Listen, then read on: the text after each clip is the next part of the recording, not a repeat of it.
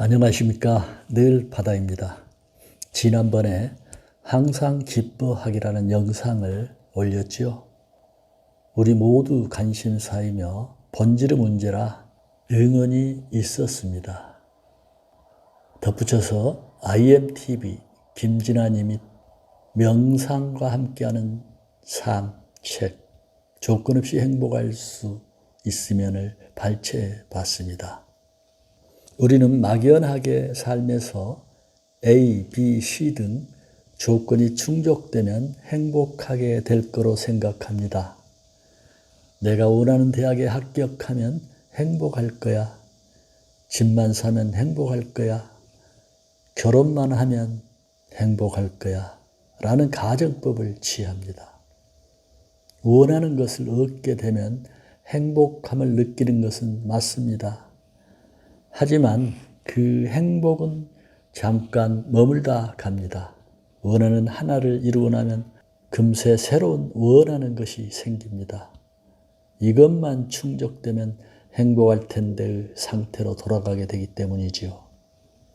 우리는 짧은 행복과 이것만 충족되면 행복해야 할 텐데의 상태를 반복해서 오며 살아갑니다. 문제는 후자의 상태로 사는 세월이 훨씬 길다는 것입니다. 제가 대학에 합격했을 때 정말로 최고로 기뻤습니다. 그런데 얼마 지나지 않아 언제 그랬냐는 듯이 마음이 무덤덤해지는 것이었습니다. 1년 가까이 마음 졸이면서 걱정하고 불안했는데 그 기쁜 순간은 너무나 짧았습니다. 그렇게 원했던 것을 가졌어도 합격했어도 기쁨은 순간일 뿐이구나 하는 허탈감과 깨달음이 동시에 찾아왔습니다. 사람의 한평생이 100년이라면 이러한 기쁨을 느끼는 순간이 얼마나 될까요? 그 순간들을 합해도 얼마 되지 않을 것입니다. 나머지 시간은 이것만 충족되면 행복할 텐데 라는 마음 상태로 살아가는 겁니다. 그렇다고 우리가 외부 모든 조건과 상황을 원하는 대로 통제할 수 있을까요? 그것은 불가능합니다. 그렇다면 외부 조건에 상관없이 나의 상태를 기쁨, 사랑, 평안으로 만들 수는 없을까요? 우선 행복이 무엇인지 생각해 볼 필요가 있습니다.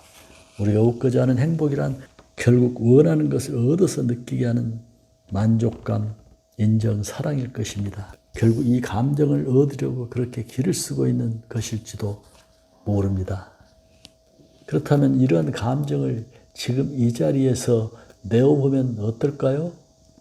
우리 몸의 조직을 분해하면 세포로 나눌 수 있고 세포는 분자로 나눌 수 있습니다. 이렇게 쪼개다 보면 최소 단위가 남는데 그것은 원자입니다. 원자에서 양성자, 중성자, 전자는 약 0.001% 공간을 차지하고 나머지는 99.999% 이상 텅 비어 있다고 합니다. 물체가 흩어지지 않고 하나로 보이는 것은 양성자와 전자 사이에 끌어당기는 힘인 전자 기력 때문입니다. 원자가 텅 비어 있다는 것은 우주가 텅 비어 있다는 것이기도 합니다. 양자역학에서는 모든 물질은 입자이면서 동시에 파동이라고 합니다. 따라서 우리 사람도 에너지 파장으로 이해할 수 있습니다. 외부 조건이나 상황에 따라 파동처럼 나의 에너지나 주파수도 반응합니다. 좋은 상황이 주어지면 기쁨과 만족감이라는 밝은 에너지와 높은 진동, 주파수로 반응하고 나쁜 상황이 주어지면 두려움과 근심 등의 어두운 에너지와 낮은 진동, 주파수로 반응합니다. 이렇게 외부 조건에 따라 반응하기만 하는 것은 우리가 수신탑으로만 사는 것이라고 할 수 있습니다. 하지만 우리는 스스로 에너지와 주파수를 내는 송시탑이 될 수도 있습니다. 외부 상황과 관계없이 스스로 에너지를 발생시키는 것이죠. 예를 하나 들어보겠습니다. 듣기 싫은 말을 듣게 되면 나는 그 말을 듣는 순간 자동으로 기분이 다운되고 우울해집니다. 화가 날 수도 있습니다. 기분 나쁨의 상태가 되는 것이죠. 우리가 수신탑으로 살기 때문입니다. 하지만 우리는 스스로 자신의 에너지와 주파수를 바꾸어줄 수도 있습니다. 말의 힘을 이용해 즉각적으로 바꾸는 것이죠. 말이 가진 고유 에너지와 주파수에 나의 에너지를 공명시켜서 바꾸어주는 것입니다. 감사합니다, 사랑합니다 등의 나의 본성의 에너지와 가까운 말을 이용하는 것이지요. 우리가 쓰는 말에는 에너지가 담겨 있습니다. 말은 에너지를 담는 그릇이라고 볼 수 있습니다. 대학 시절 말의 힘에 대한 과학적 실험으로 큰 반향을 일으켰던 물은 답을 알고 있다라는 책을 읽은 후에 호기심이 발동해서 실험해 본 적이 있습니다. 물에게 좋은 말과 나쁜 말을 한 후에 그 결정을 관찰해서 좋은 말을 해 주었을 때는 예쁜 무르 결정체가 생기고 나쁜 말을 했을 때는 무르 결정체가 깨지거나 흉하게 변하는 것을 보여주었습니다. 제가 실험의 대상으로 삼은 것은 작은 식물이었습니다. 화초와 꽃을 좋아하시는 엄마가 키우던 작은 화분에 있는 화초였는데 거의 죽어서 이사면서 버리려고 신발장 옆에 놓아둔 것이었습니다. 저는 그 작은 화분을 향해서 매일같이 사랑의 말을 쏟아붓기 시작했습니다. 책상 앞 창가에 두고 볼 때마다 축복의 말을 해주었습니다. 너는 분명히 다시 살아날 거야. 너는 엄청난 생명력이 있어. 너는 큰 나무가 되고 잎이 무성해질 거야.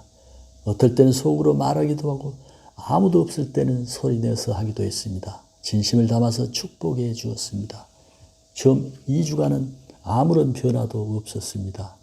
혹시나 해서 죽었는지 만져보기만 했지만 포기하지 않고 계속 내가 아는 모든 좋은 말들을 쏟아냈습니다.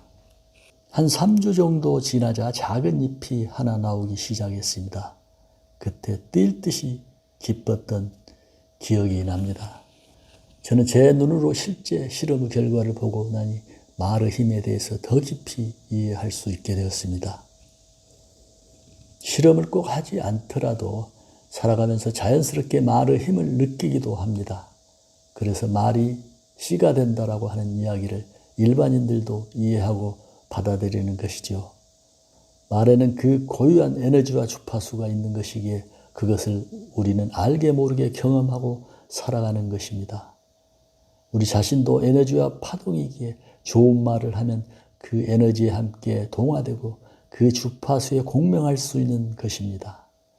이 원리를 이용해서 우리가 스스로 좋은 에너지와 주파수를 만들어낼 수 있다는 것입니다. 하와이 원주민들의 전통 수행법인 호호포노포노 같은 명상법도 이러한 원리를 이용한 것이죠.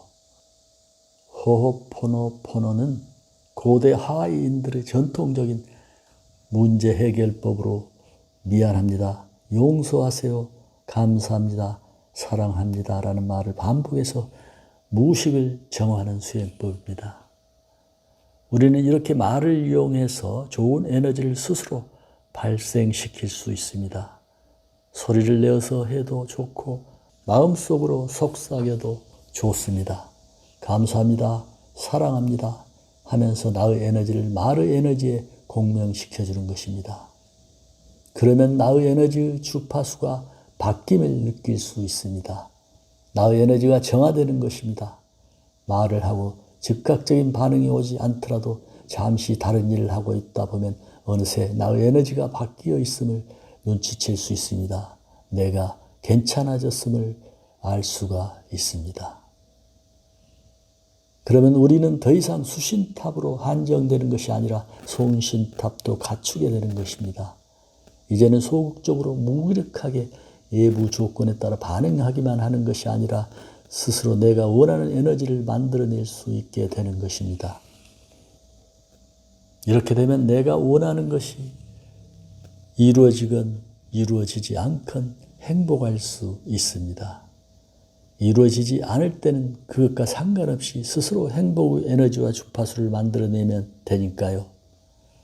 완벽하게는 못하더라도 내가 행복 상태에 있는 시간을 지금보다 훨씬 많이 늘릴 수 있지 않을까요?